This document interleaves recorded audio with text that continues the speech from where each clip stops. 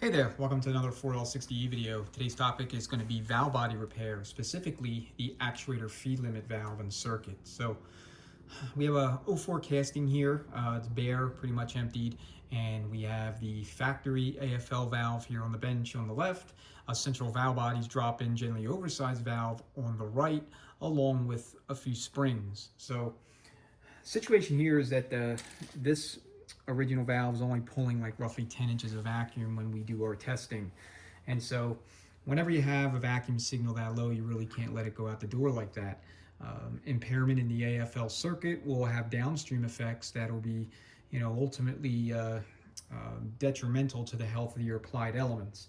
The job of the AFL circuit is to provide feed oil to your solenoids, specifically your shift solenoids and your electronic pressure control solenoid.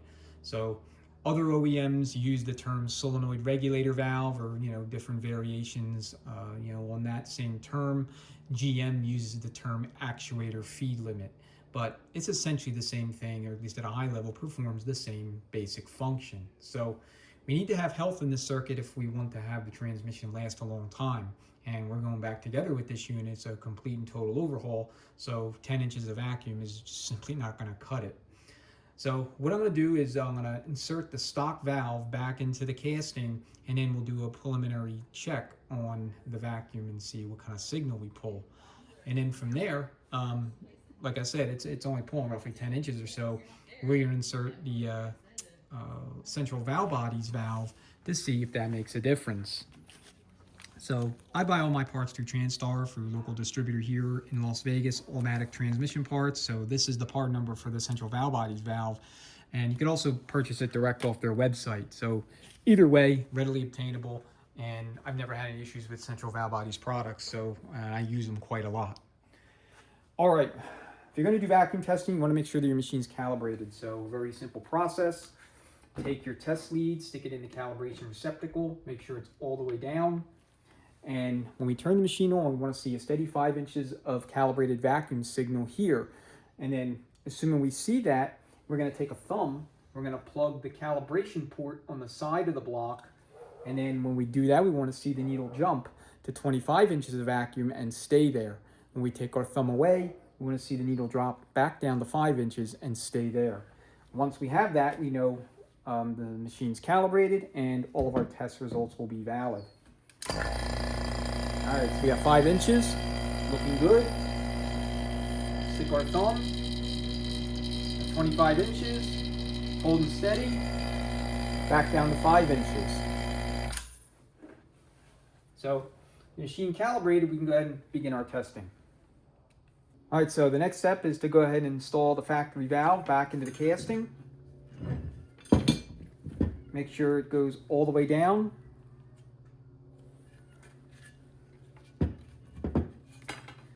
And then we'll go ahead and put our little gasket and our test block, fire up the machine, and see what kind of result we get. All right, so we're sitting at around 11.5 inches of vacuum.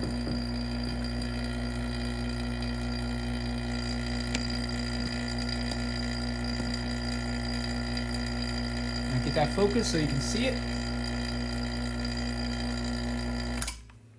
So I think I had 10.5 inches or something when I tested this off camera, but it's pulling 11.5 now. I mean, whatever.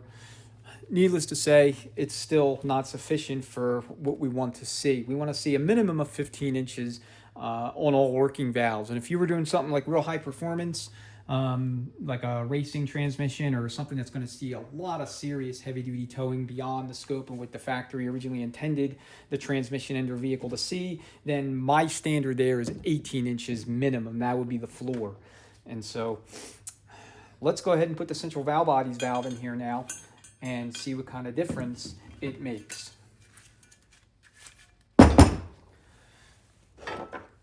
And sometimes you got to persuade it a little bit to get all the way down into the bore. That screwdriver's not long enough.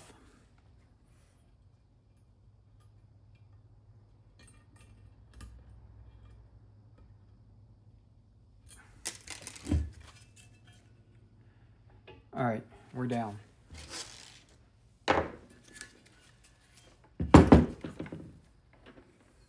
All right, same location.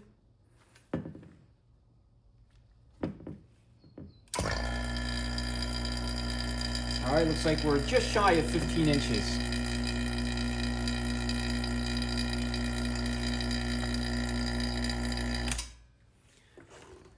So that's a good result. That tells me that I do not have to ream this casting. I mean, I have all the reamers to do it, but, you know, it's more work.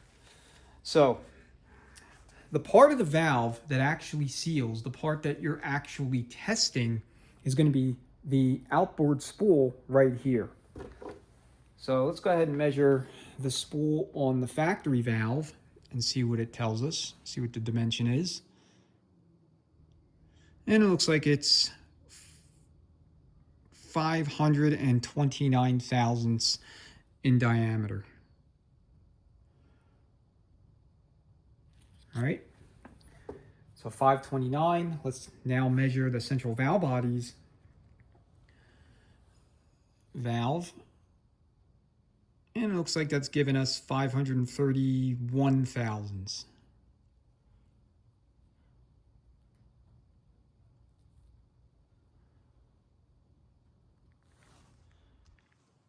I'm filming this with my cell phone. I don't feel like digging out my other camera.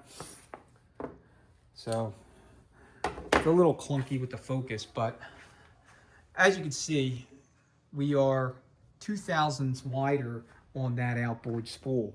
This end doesn't matter all that much. I mean, there's, you know, in terms of dimensional differences, they're all the same. So neither does this spool, it's this spool that seals. All right, so if you were kind of borderline, let's just say you were at 13 and a half, 14 inches, and you didn't have the reamers necessary to bore the casting for the Sonic's oversized AFL valve and sleeve kit. You have a couple of options that you can pursue to bring that circuit to health. So first option is going to be install Transgo shift kit, SK4L60E, unless you're doing something high performance, then the HD2. So the SK4L60E is going to come with a shimming spring for the AFL valve's main spring, and they have you stick it right in here, and then of course this is how the lineup goes into the casting. So we're going to do that here because that, well, we're going to install the shift kit, and that's sufficient to bring this part of the casting back to serviceability. Now let's just say that you didn't either have access to a shift kit, or maybe you have no money. I mean, I don't know. For whatever reason, a shift kit wasn't an option for you. So what you can do is this. You can block the 3-2 downshift valve off, and you can take this spring. This is the spring for the 3-2 downshift valve, and you can stick it inside the main AFL spring. Okay, so no shift kit, no problem. Now, what can you do to block the 3-2 downshift valve? What I found works, believe it or not, is a 1/4 inch check ball. Now, let's further say you don't have an extra 1/4 inch check ball. You have only the 8 check balls that came in with the transmission. Let's just say it's your transmission and you're a do-it-yourselfer and you're trying to get back on the road, and you know, you don't have a ton of money to spend on parts. So if for whatever reason you don't have an extra check ball, what you can do is take this check ball here. This is going to be your number 6 check ball for the coast clutch flow control valve check ball, and stick that in your 3-2 downshift valve location to block it off. Okay, and that's going to be this location right here, this bore. That's your 3-2 downshift valve. Okay, you do not actually need this coast clutch flow control check ball in there, because it's just literally, as its name implies, it controls the flow of fluid to that apply piston for your coast clutch. And so the coast clutch will come on a little bit more robust. That's actually advantageous if you're, you got like a truck or SUV or something, and maybe you're towing and hauling with it. It's less slip for you. So those are your options when it comes to non-machining and to some extent non-parts buying repair methods or approaches to bring the AFL valve back to suitability so that you can reuse the valve body. All right, now if you test your valve body or you have it tested and the AFL circuit is only showing you like 8 or 9 inches of vacuum, then your next step is to ream the casting and install a Sonex oversized AFL valve and sleeve. So I'll show you that real quick. All right, so this is the toolkit for the reamers for both the 4L60E and 4L80E actuator feed limit valve, oversized valve kits. And then here we have the valve kit for the 4L60E. So 77754-09K, and it comes with the valve and sleeve itself, along with the spring and a little retainer clip. Okay, if you're curious, this is the 4L80E actuator feed limit kit, and that is 34200-16K.